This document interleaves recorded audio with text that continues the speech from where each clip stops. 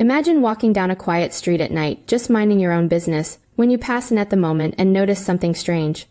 This thing starts spitting out $500 every hour like it's on some kind of malfunction. No alarms, no flashing lights, just cash pouring out.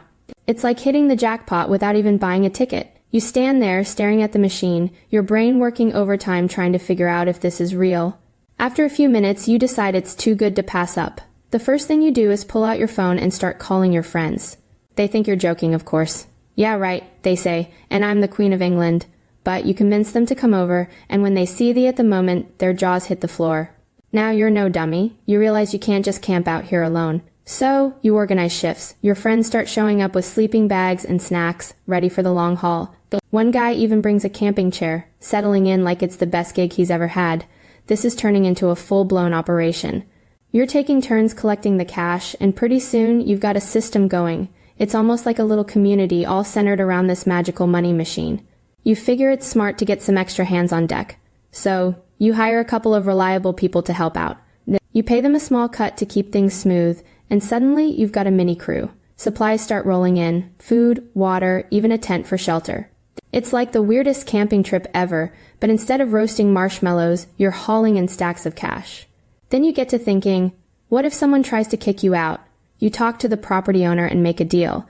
You buy the land where the at the moment sits, and just for good measure, you let the owner use the land for free. They're happy, you're secure, and everyone wins. As weeks turn into months, the operation gets more sophisticated. You've got a generator for power, portable heaters for the cold nights, and even an air conditioner for the hot days. A portable toilet arrives on site because, let's face it, nobody wants to run off to find a bathroom every few hours. You start noticing the odd looks from passers-by. People are curious, maybe a little suspicious, but nobody interferes. Then the cash keeps flowing, and life around the at the moment starts feeling oddly normal. You set up a small command center, complete with a folding table and a couple of chairs. Someone brings a mini fridge, and now you've got cold drinks while you wait for the next cash drop. The routine becomes second nature. Collect, count, stash, repeat. It's not glamorous, but it's steady, and the money keeps rolling in. You're not exactly sure what to do with all of it. Sure, you've got savings, and you're helping out friends and family, but there's only so much you can spend. It becomes less about the money, and more about the experience, the sheer absurdity of it all. Then the doubts creep in. How long can this last? Will the bank figure it out? Is there a law against this?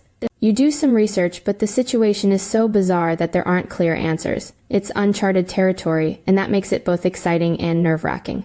The longer it goes on, the more you start to miss your old life. Remember going to work, hanging out without a care, not worrying about guarding in at the moment like it's Fort Knox? You reminisce about simple pleasures, a lazy Sunday morning, an unplanned road trip, a night out without the nagging worry of missing a cash drop. The money is great, but the constant vigilance is exhausting. And then one day, a thought hits you. What's the point of all this if you're not really living? The ATM's been good to you, but it's a gilded cage. You gather your friends, your makeshift crew, and have a serious talk. It's time to think about the future. Maybe it's time to let go. You make a plan. One last big collection, then you'll call it quits. The final night is a mix of excitement and nostalgia. You all sit around sharing stories, laughing about the absurdity of the whole adventure. The at the moment silent and steady keeps up its hourly gift, unaware that this is its swan song. When the morning comes, you pack up. There's a weird sense of relief as you walk away, leaving the machine behind. It's like closing a crazy, wonderful chapter. You've got enough money to live comfortably, but more importantly, you've got your life back.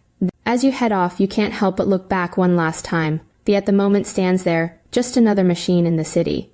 But to you, it's been an adventure, a challenge, a test of wits and endurance, and now, it's a story, one you'll tell for years to come, about the time an at the moment gave you $500 an hour, and how you finally decided it was time to live again.